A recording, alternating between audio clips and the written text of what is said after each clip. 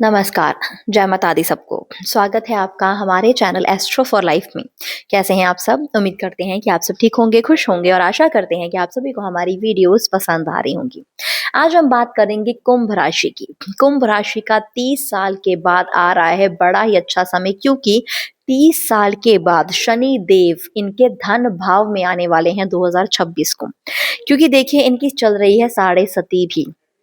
साढ़े सती का तीसरा चरण चल रहा है और 2026 में भी तीसरा चरण ही रहेगा। और कहते हैं ना कि साढ़े सती जाते जाते बहुत कुछ दे जाती है। तो ये आखिरी चरण है जो इनका चल रहा है। 2027 में साढ़े सती से मुक्त हो जाएंगे पूरी तरीके से। और कुंभ राशि वाले लोग ऐसे हैं ना जिन्होंने अपनी साढ़े सती में, जबकि इनके खुद के राशि स्वामी शनि हैं, लेकिन तब भी इनकी राशि वालों उन लोगों ने, यानी कि कुंभ राशि वाले लोगों ने साढ़े सती में हर एक तरह की तकलीफ का सामना किया है।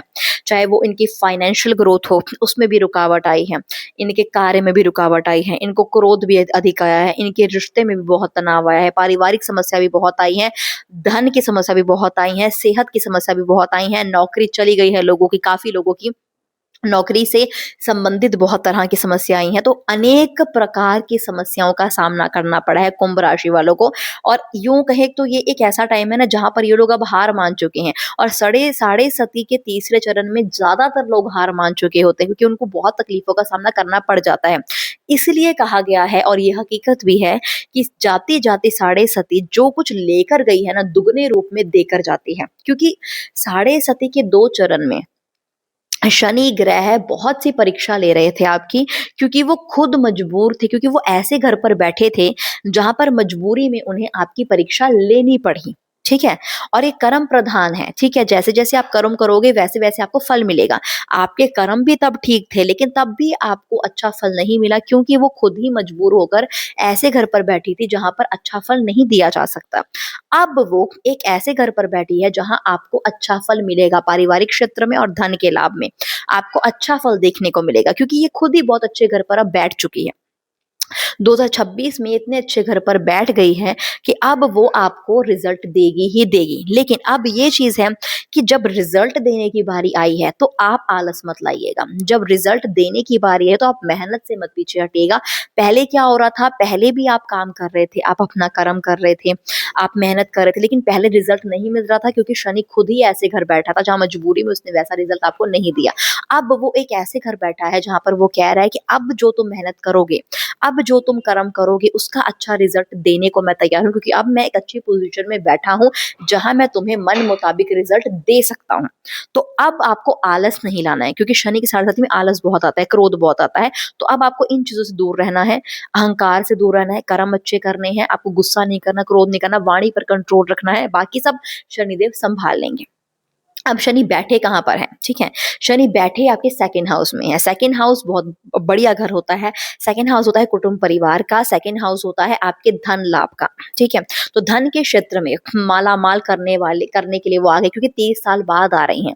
30 साल बाद धन के घर में जब शनि देव आ रहे हैं, और साढ़े सती का चल रहा है तीसरा चरण। तीसरा चरण हमें बहुत कुछ देकर जाता है।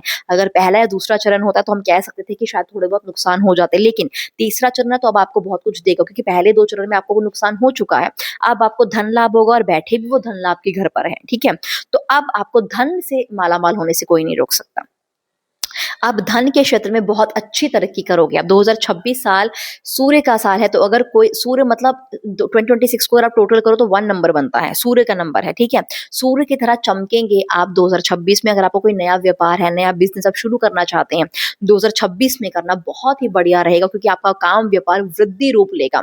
यानी कि वृद्धि आपको काम में देखने को मिलेगी, बरकत देखने को मिलेगी। जो नई जॉब की तलाश में जॉब मिलेगी, और मन मुताबिक जॉब मिलेगी, मन मुताबिक तनख्वाह आएगी, प्रमोशन होगी, अपॉर्चुनिटीज मिलेंगी, धन लाभ बहुत ही बढ़िया तरीके से होगा।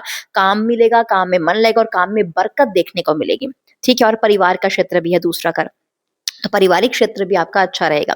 परिवार में खुशनुमा माहौल बना रहेगा, स्नेह बना रहेगा, अंडरस्टैंडिंग बनी रहेगी। लेकिन देखिए सेकंड घर है वाणी का घर भी, तो वाणी पर कंट्रोल करना जरूरी है, क्योंकि जब वाणी के घर पे शनि बैठे होते हैं ना, तो वाणी से रिलेटेड प्रॉब्लम्स आ सकती हैं। यानी कि आपकी खुद की वाणी की वजह से आपके धन क्षेत्र में नुकसान हो सकता है, आपकी खुद की वाणी की वजह से पारिवारिक क्षेत्र में नुकसान हो सकता है। जबकि सारा कुछ सही है, लेकिन इसमें वाणी भी ऐड है, तो वाणी पर कंट्रोल करना जरूरी है। अगर वाणी पर कंट्रोल नहीं हुआ तो थोड़ा नुकसान होने की संभावना है, अदरवाइज आपको लाभ ही लाभ लाभ देखने को मिलेगा। तो कोशिश कीजिए 2026 पर वाणी पर प्रॉपर तरीके से कंट्रोल करना है आपको। अब इनकी दृष्टियाँ कहाँ-कहाँ पड़ रही है, उसकी बात करेंगे। दृष्टि पड़ रही है 4th हाउस में, ठीक है? दृष्टि पड़ रही है 8th हाउस में, दृष्टि पड़ रही है 11th हाउस में, ठीक है? तो 4th हाउस किसका होता है?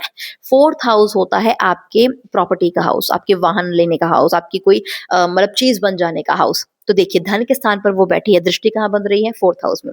तो घर से रिलेटेड कार्य आपके अगर आप चल रहे हैं तो पूरे तरीके से खत्म होंगे।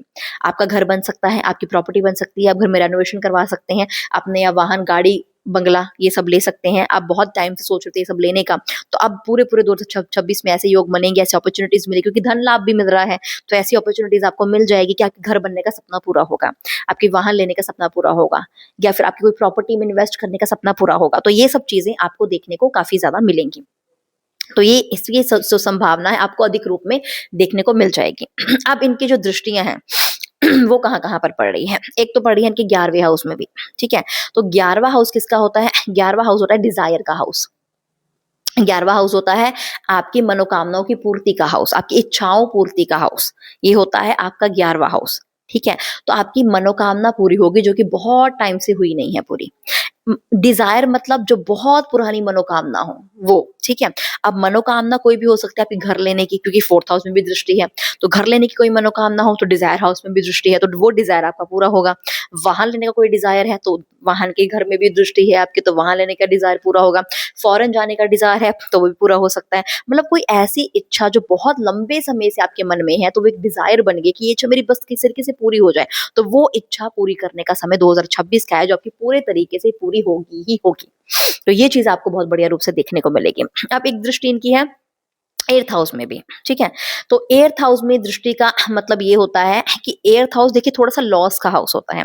8th हाउस को लॉस का हाउस कह सकते हैं। लेकिन इसकी अगर अच्छी दृष्टि 8th हाउस में पड़े तो मतलब ये है कि जो-जो चीज़ों में आपको लॉस देखने को मिला है, वहाँ पर आपको अब इंक्रीमेंट, अच्छी चीज़ें, अच्छी प्रमोशन देखने को मिल सकती है। 8th हाउस मतलब होता है कि मतलब बिना मेहनत करे कोई अलग रूप से पैसा आपको मिल जाना, जैसे कि लॉटरी लग जाना, ठीक है? गुप्त धन भी कहा जाता है 8th हाउस को, जैसे कि लॉटरी लग गई या फिर हम कह सकते हैं कि बिना मेहनत के हमें कोई गिफ्ट मिल गया, ठीक है? जिसमें हमारा लाभ हो गया, तो ऐसी कोई अपॉर्च्युनिटीज़ भी आपको मिल सकती है। अब आपको क्या करना है, ध्यान किस चीज़ का रखना है, ये हम आपको क्योंकि हर क्षेत्र में लाभ मिल रहा है, ठीक है? पारिवारिक क्षेत्र हो, आपका धन का क्षेत्र हो, ठीक है? आपका मान-सम्मान, रुतबा, आकर्षण ये चीज़ें भी आपकी बढ़ती हुई नज़र आएगी। ये सब चीज़ें आपको मिलेगी, बस कर्म आपको अच्छे रखने हैं। अब शनि है कर्म प्रधान दाता, तो कर्म आपको करते रहने हैं। अब 2nd हाउस में है वो कर्म का घर भी है। आप कर्म का कर्म मतलब काम, आप काम करते रहो।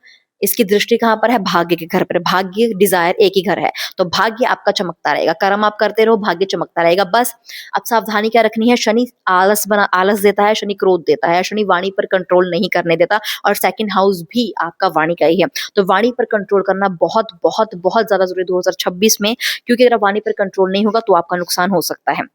अदरवाइज़ आपको आलस नहीं लाना है, अदरवाइज़ आपको क्रोध नहीं करना है। बस इन चीज़ों का ध्यान रखना और सेहत में आपको लेग वगैरह दर्द की समस्या हो सकती है, थोड़ी बहुत, लेकिन पहले से अगर हम पहले के अकॉर्डिंग देखें तो आपकी सेहत में काफ़ी अच्छी राहत भी देखने को मिलेगी। तो ये बाकी सब क्षेत्र में अगर आप देखें तो हर तरीके से लाभ आपको देखने को मिलेगा। 2026 ऐसा साल होगा जो साढ़े सती के जितने भी दुःख हैं सबको भुला देगा क्योंकि दुगने रूप में आपको प्रॉफ़िट देने के लिए आ चुका है। इसी के साथ इस वीडियो को यहीं पे समाप्त करते हैं। उम्मीद करते हैं आपको हमारी वीडियो अच्छी लगी होगी। अगर आपको हमारी वीडियो अच्छी लगी है तो इसे लाइक करें, कमेंट करें, हमारे चैनल को सब्सक्राइब करें। शुक्रिया।